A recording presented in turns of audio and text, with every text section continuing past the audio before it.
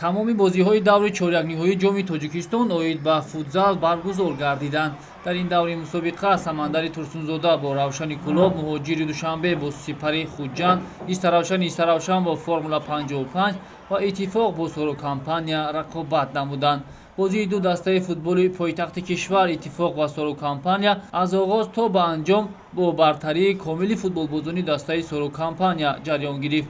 ин вохӯрӣ бо ҳисоби 11-2 ба суди дастаи Соро ба анҷом расид, ки дар ҳайати дастаи ғолиб бозингарон Некрӯз Али Маҳмадов ва Умед Кузеев се голи зада хет-трикро дар номи худ ба қайд гирифтанд.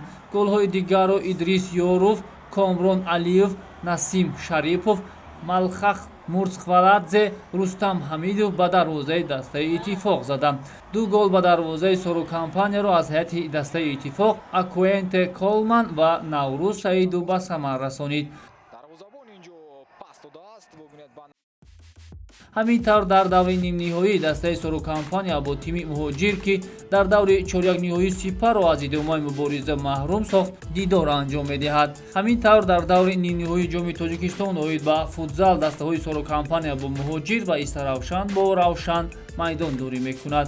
баргузории бозиҳои даври нимниҳоӣ рӯзи 9 сентябри соли ҷорӣ дар назар аст.